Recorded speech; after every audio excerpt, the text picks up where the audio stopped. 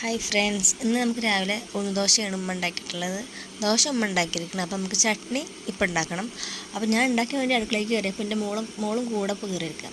ഞാൻ അടുക്കളയിൽ കയറി അപ്പോൾ ഓടി വരും. ആ ബക്കറ്റിന് മേലെയും അവിടെ ഇരിക്കുന്ന സാധനങ്ങളൊക്കെ തട്ടിമറിച്ചിട്ട് അങ്ങനെ മൂപ്പരെ വരവ്. അപ്പോൾ ഞാൻ പറയുക ചട്നി ഉണ്ടാക്കാൻ അധികം ഒരു തട്ടിക്കൂട്ടിന് ചട്നിയാണ്. കടുക് വറവിട്ടിട്ട് തേങ്ങ എടുത്ത് വയ്ക്കുക, അത്രേ ഉള്ളൂ. തട്ടിക്കൂട്ടിന് ചട്നിയുടെ കാര്യമാണ് ഞാൻ പറഞ്ഞത്. അങ്ങനെ ചട്നി റെഡിയായി. ഇത് കഴിഞ്ഞിട്ടാണ് മോളെ കുളിപ്പിച്ച് കഴിഞ്ഞിട്ട് ഞാൻ ഫുഡ് കൊടുക്കുകയാണ്. അവൾക്ക് ഫുഡ് കൊടുക്കൽ ഫസ്റ്റത്തെ 2-3 വായൊക്കെ വേഗം കഴിക്കും, പിന്നെ അങ്ങോട്ട് തീരെ കഴിക്കില്ല.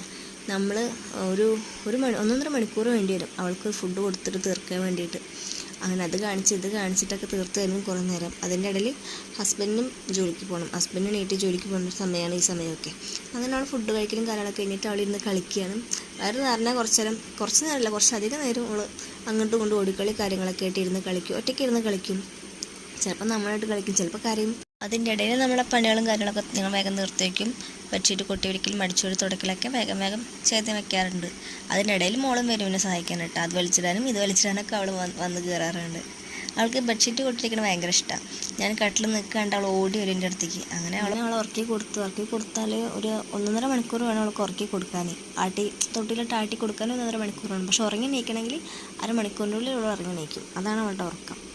എന്നിട്ട് കണ്ണും കാര്യങ്ങളൊക്കെ എഴുതി കൊടുത്ത് പുരയൊക്കെ എഴുതി കൊടുത്ത് ഉറക്കം കെടുത്തി. ഇനി വേണം ബാക്കി കാര്യങ്ങളൊക്കെ ചെയ്യാൻ. ഞാൻ ബാക്കി കാര്യങ്ങളൊക്കെ ചെയ്ത് വന്നതിന് മൂപ്പര് എണീറ്റ് വന്നിട്ടുണ്ട്. ഇതാണ് അവളുടെ ഉറക്കം. അപ്പോൾ എല്ലാവരും ഒന്ന് സബ്സ്ക്രൈബ് ചെയ്ത് എന്നെ സപ്പോർട്ട് ചെയ്യണം. അപ്പോൾ എല്ലാവരുടെ സപ്പോർട്ടും കാര്യങ്ങളൊക്കെ ഞങ്ങൾക്ക് വേണം. എല്ലാവരും സബ്സ്ക്രൈബ് ചെയ്യണം, ലൈക്ക് ചെയ്യണം, ഷെയർ